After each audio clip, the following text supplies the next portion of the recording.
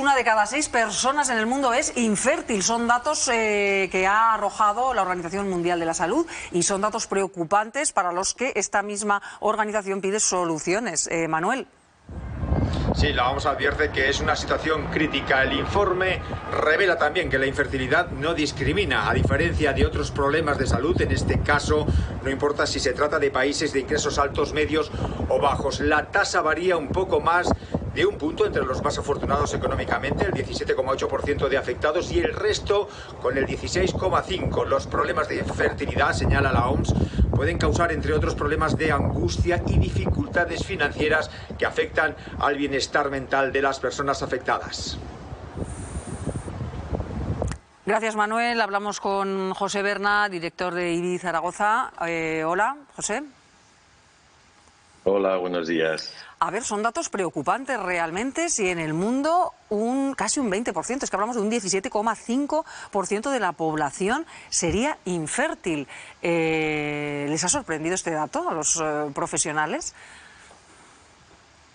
No, realmente no nos ha sorprendido porque es algo que nosotros venimos intentando difundir tanto desde el punto de vista médico como a la población general, porque una de las cuestiones más importantes es el retraso en la maternidad. Es verdad que el estudio de la OMS hay que tomarlo con pinzas, porque hay situaciones en países donde hay menos ingresos o están menos desarrollados, donde las enfermedades y patologías que pueden ocurrir hacen que haya más población infértil en edades jóvenes. Y, sin embargo, en la población occidental, donde el acceso a medios de salud y los cuidados de la salud son mayores, el problema real que existe es el retraso en la edad al tener el primer hijo y a la maternidad. Y ahí, pues, el reloj biológico de los óvulos hace que disminuya la probabilidad de embarazarse. Claro, es que al ver esta prevalencia que sucede igual en países de altos ingresos, de medianos ingresos o de pocos ingresos, hace pensar que no se trata de hábitos comunes, porque evidentemente no pueden ser comunes a diferentes poblaciones. Por lo tanto, hay que diferenciar eso. Sí, realmente, leyendo el estudio en el que se basa la nota de prensa que ha comunicado la OMS, lo que hacen es un estudio económico de acceso a técnicas de reproducción en los distintos países, y donde se hace bastante complicado en algunos países poco desarrollados el poder acceder a estas técnicas, y luego en países desarrollados pues hay desequilibrios entre lo que cubre la seguridad social o los seguros médicos, a lo que la población tiene que ir directamente a acceder al sector privado para conseguirlo. Pero una cosa muy llamativa es que la OMS lo define como la imposibilidad de conseguir un embarazo al cabo de 12 meses. Y no hace la diferenciación importante, que es también establecida por la OMS, si no lo pone en la nota de prensa, que es a los 35 años no se tiene que considerar, o a partir de los 35 no se consideran 12 meses, se considera que si en 6 meses no se ha conseguido un embarazo, se debe acceder a servicios médicos para intentar solucionarlo lo antes posible. ¿Y eso es lo que observan ustedes, que cada vez son más las personas mayores de 35 años que acuden a ustedes porque no pueden tener un hijo? Efectivamente, tanto en nuestras clínicas en IBI observamos que la edad de la mujer gradualmente va aumentando cuando consultan por primera vez, pero luego los datos del Instituto Nacional de Estadística, pues también vemos que en las últimas 2 décadas la edad al primer parto pues ha aumentado casi 15 años. Ahora mismo estamos que el primer parto, la edad media, está en 31 años y sigue subiendo. Entonces, según va avanzando la edad, va aumentando la proporción de mujeres cuya probabilidad de embarazarse disminuye, tanto por problemas masculinos como fundamentalmente por problemas femeninos en los óvulos. Ahí y es por eso ahora, por lo José, que nosotros... sí, bueno, le he interrumpido. Sí. Continúe si quiere y luego le pregunto. No. Sí, iba a decirle que ponemos el foco en la mujer, pero también estamos hablando de infertilidad femenina o masculina a partir de determinada edad. Exacto. El problema principal y fundamental viene por los óvulos, porque la naturaleza lo que hace es que los óvulos, el número que hay, son finitos, no se renuevan, y según va pasando el tiempo van perdiendo, un porcentaje de ellos va perdiendo calidad. Y luego, por otro lado, tanto en el hombre como en la mujer, en un estudio que hemos realizado en IBI, la calidad, el número de espermatozoides y el porcentaje de ellos que son móviles ha disminuido también realmente, y además con variabilidades entre nuestras comunidades autónomas según los datos de los estudios de semen que tenemos en las distintas clínicas, y en Aragón es una que especialmente está afectada.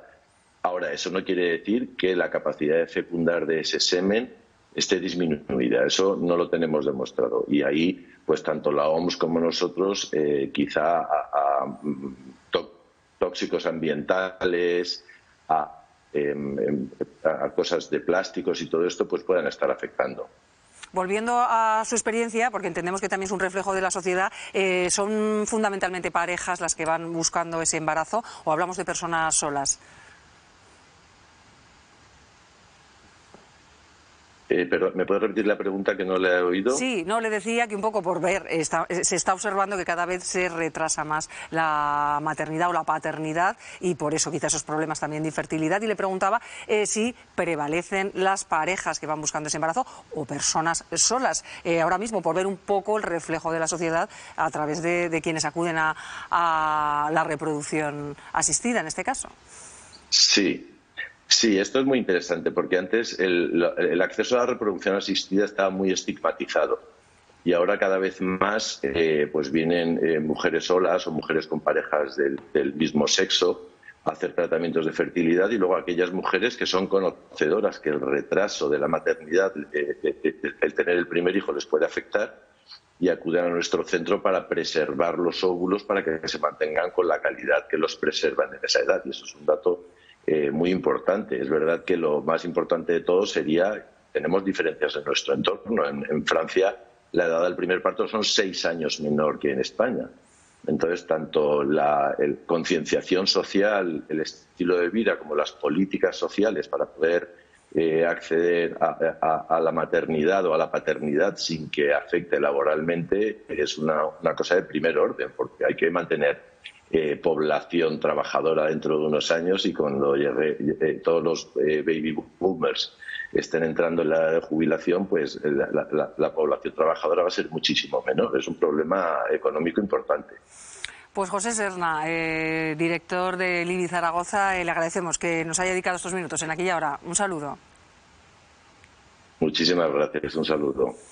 Pues esto invita a muchas reflexiones, ¿no? Y también es un reflejo de la propia evolución de la sociedad, ¿no? El retraso de la maternidad o la paternidad, priorizando las carreras profesionales o retrasando por otras razones, quizá también económicas, el momento de tener un hijo. Eso conlleva estas consecuencias, algo que está sucediendo en todo el mundo, pero quizá por diferentes razones. Nos explicaba el experto que quizá en zonas más pobres, por decirlo de alguna manera, va asociado a otras patologías, también ambientales.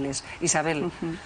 Bueno, es muy interesante porque es verdad que muchas veces que vemos cosas en nuestro entorno, pero que si no se miden, pues no tenemos realmente una imagen real de lo que ocurre, ¿no?